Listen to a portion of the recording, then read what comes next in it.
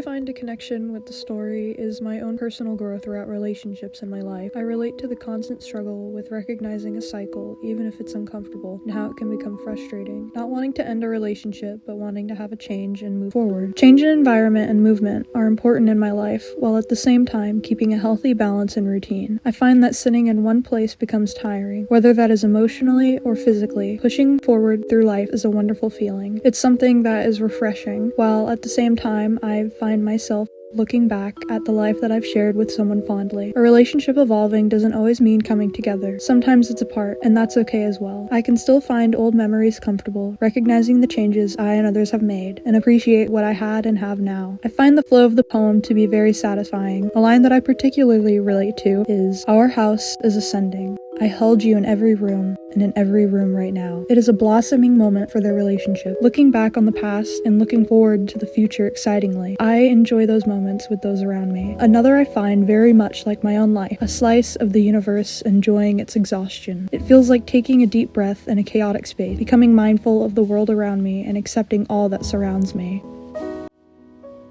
She pushes my soul back into my tear ducts, her classical bravery speaking on behalf of a playful love. Our house is ascending. I held you in every room, and in every room right now, commenting on the sea line. Putting boots to whirlwind, every place she turned my life into decent artwork. Maybe my second life came too soon. Poets stopped writing secretly, instruments of a new people, a slice of the universe enjoying its exhaustion. Poet offers help to everyone they see. Maybe my third life came too musically. She is loved back by her book. Did you come all the way back from the Harlem Renaissance just to have a word with me?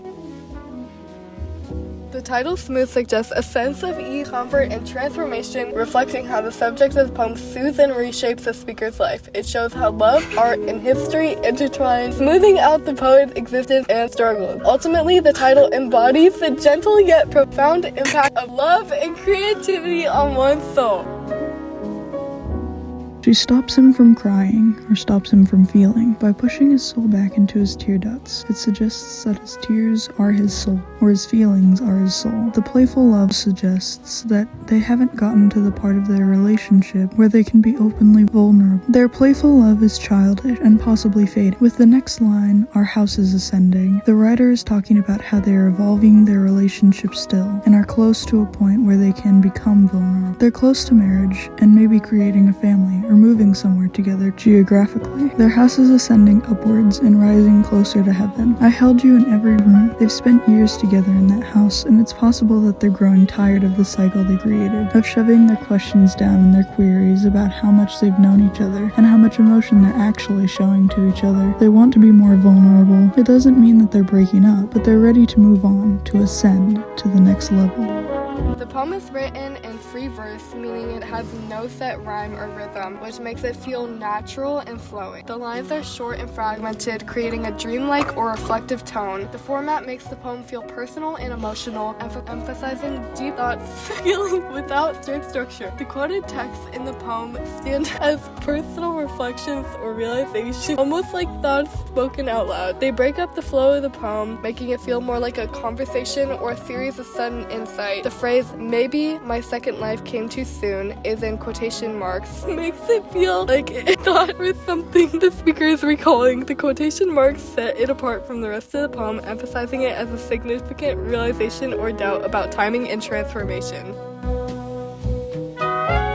When the poet stops writing secretly, he starts writing for protest, an instrument of the new people. He became a public figure in his second life and had to start writing with consciousness of what messages he wanted to put out. I know sometimes when I get art block or something of the sort, I start just rambling in my works. It doesn't have any sort of message or reason, just trying to get something out. I never publish those works or show others because I know they might try to pull some meaning out of it when there really isn't any. Maybe the sea line isn't a metaphor for limitless potential or untold stories. Maybe the sea line is just a sea line. But since it's a published work, everything has its own significance and meaning in its own respect. For a moment, he is able to pull back and look at the universe, which is chaos. It's exhausting. exhausting. Going from moment to moment, he is in the public eye, and he is a necessary tool for the people. But being a tool for the people, he needs a break, and is able to enjoy the time that his exhaustion gave him. He is his own galaxy in the universe, and constantly in motion, yet he's still able to savor for a small moment, and all the exhaustion that comes with the work that he does. He offers help to everyone he sees, all the good causes he can possibly be a part of. He wants to contribute to them. It creates more chaos. He juggles so many things it's dizzying. What happens to writing for fun? What happens to his private life? What happens to his relationships? He is so fixated on the mission to help others. Second life came too soon, and third life came too musically. It's all too much, too fast. He didn't rush into the relationship, but he was head over heels in the beginning, and yet they didn't really know each other. With all the rest of the universe spinning around him, he can't reach out to stop those he thought he loved from leaving, from losing their connection. She showed him the way to this life, and felt like she couldn't be with him once he broke out of that safe and comfortable shell. Her books gave her solace. They kept her company when he was off at work, and through reading, she was able to forget about him and not worry about how much she's not actually seeing the person she's dating and possibly married to. She left his life as if she was some sort of ghost that was visiting to introduce him to his purpose. The significance of the Harlem Renaissance adding more weight to the instrument of the people line because of how political that time was. It was a time where black artists were able to embrace black American culture for the first time in all of American history. It was finally a celebration of life as freed people and the children and grandchildren of people who had to endure slavery and war. She showed him the beauty of having a voice. She made him what he is.